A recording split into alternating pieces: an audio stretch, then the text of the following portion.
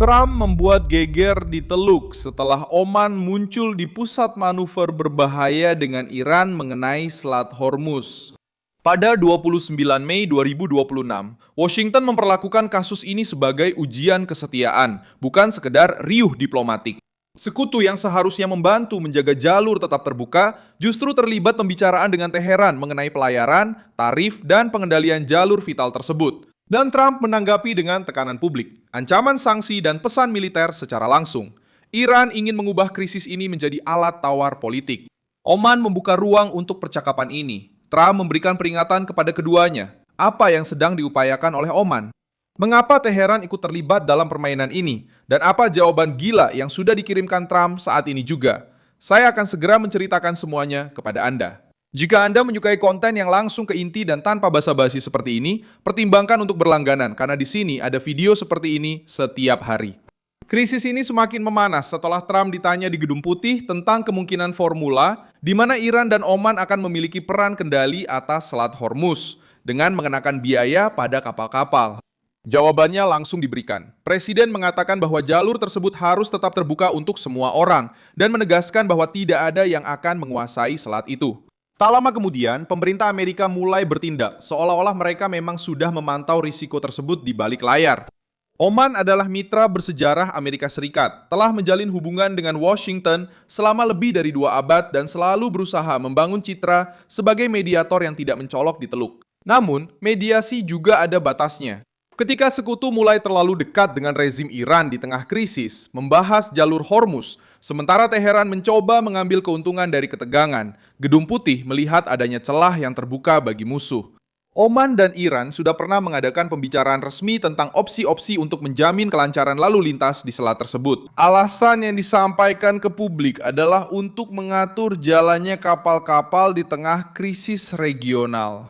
Namun, jenis pembicaraan seperti ini memberi Iran kesempatan untuk mengubah ancaman menjadi sistem. Teheran menutup, menekan, bernegosiasi, lalu mencoba muncul kembali sebagai pengelola krisis yang mereka bantu ciptakan sendiri. Trump menyadari taktik ini dan menghentikannya sebelum berubah menjadi kesepakatan yang tampak sah. Sekretaris Keuangan Scott Bessent mengambil langkah berikutnya. Dia memperingatkan bahwa Amerika Serikat tidak akan mentolerir upaya apapun untuk memberlakukan pungutan atas pelayaran di Selat Hormuz. Pesan itu ditujukan kepada individu, perusahaan, bank, perantara, dan siapapun yang mencoba membantu Teheran memberlakukan pungutan terselubung ini. Ombudsman Bessent juga menyatakan bahwa dia telah berbicara dengan Duta Besar Oman dan menerima jaminan bahwa Muscat tidak memiliki rencana untuk memungut biaya di selat tersebut. Trump berkata, Departemen Keuangan mengancam dan Oman harus memberikan penjelasan. Kelompok kiri mencoba membalikan segalanya. Mereka mengatakan bahwa Trump terkejut, kehilangan sekutu, dan bahwa Teluk mulai condong ke pihak Iran. Namun, yang terjadi dalam prakteknya adalah hal yang berbeda. Jika Oman tidak memiliki rencana, sekarang mereka telah menyatakannya secara resmi di hadapan Washington. Jika Iran ingin menggunakan Oman sebagai jembatan, jembatan itu sekarang sudah terang benderang. Jika ada yang berpikir untuk mengubah Hormuz menjadi pos pungutan, Departemen Keuangan Amerika sudah memperingatkan bahwa mereka bisa memutus jalur keuangan. Pendekatan ekonomi antara Oman dan Iran juga berpengaruh. Perjanjian perdagangan preferensial yang ditandatangani antara kedua pemerintah pada tahun 2025 membuka ruang untuk lebih banyak perdagangan dan lebih banyak dialog politik. Di masa normal, hal ini bisa dianggap sebagai diplomasi regional. Namun di tengah krisis dengan rezim Iran, ini menjadi tanda peringatan. Departemen Keuangan Amerika telah memperingatkan bahwa mereka bisa memutuskan hubungan jika bertindak seolah-olah ancaman Iran hanyalah sebuah peluang bisnis. Dewan Kerjasama Teluk juga ikut menjadi sorotan. Berita regional menyoroti ketidakhadiran Oman dalam pertemuan konsultatif pada bulan April di Jeddah, pada saat monarki-monarki Teluk berusaha menunjukkan persatuan dalam menghadapi penggunaan Selat Hormuz sebagai alat tekanan. Ketidakhadiran seperti ini sangat berarti karena di Teluk, kursi kosong juga berbicara. Sementara para pemimpin lain berusaha mencari respon bersama. Oman tampak lebih dekat dengan negosiasi bersama Teheran. Bagi Trump, ini bukanlah netralitas yang elegan, melainkan ambiguitas yang berbahaya. Situasi Qatar membantu memahami seberapa besar ujian ini. Doha telah bernegosiasi dengan Amerika Serikat untuk pembelian drone MQ-9B dalam paket yang diperkirakan hampir 2 miliar dolar dan sekarang menilai dengan lebih hati-hati penggunaan sistem tersebut setelah kerugian yang dialami Amerika dalam perang melawan Iran.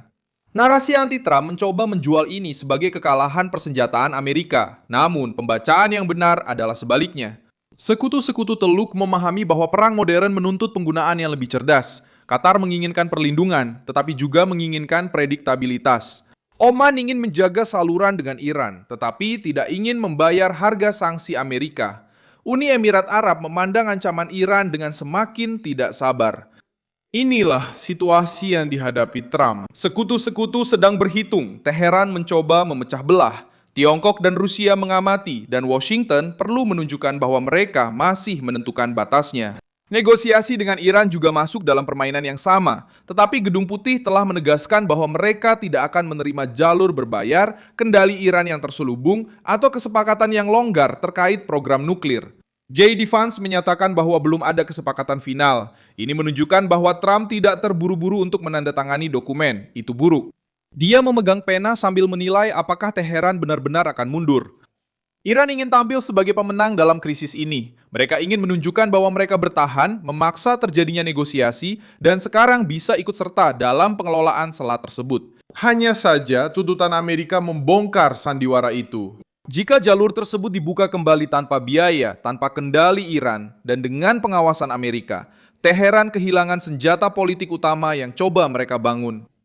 Jika Oman mundur dari ide untuk memungut biaya, rezim Iran kehilangan sekutu yang berguna di bagian paling sensitif dari permainan ini. Disinilah ucapan Trump yang penuh omong besar perlu dipahami. Dia tidak mengancam secara impulsif. Dia menghadirkan konsekuensi nyata di tempat yang sebelumnya cuma ada omong kosong. Sanksi dari Departemen Keuangan bukanlah hal sepele.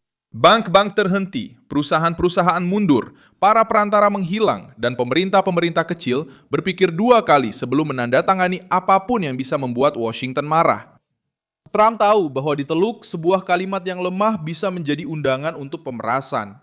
Sejarah Amerika Serikat membantu menjelaskan reaksi ini. Sejak awal abad ke-19, ketika Washington menghadapi bajak laut berber di Mediterania, logika Amerika terhadap pungutan paksa di laut sudah lama ada. Navigasi bebas tidak boleh berubah menjadi upeti yang dibayarkan kepada pihak yang mengancam jalur perdagangan. Situasi saat ini memang berbeda, tetapi logika politiknya mirip. Ketika suatu kekuatan mencoba memungut biaya lewat dengan menggunakan rasa takut, kapal, dan tekanan militer, Amerika Serikat merespons untuk mencegah preseden itu menyebar. Contoh terbaru di Laut Cina Selatan juga menjadi peringatan. Beijing menghabiskan bertahun-tahun membangun kehadiran, pangkalan, patroli, dan narasi hukum untuk mengubah wilayah sengketa menjadi zona pengaruh. Di Laut Hitam, Rusia juga menggunakan perang, blokade, dan tekanan terhadap jalur pelayaran untuk mendapatkan keuntungan strategis. Trump memandang Selat Hormuz dengan pelajaran ini.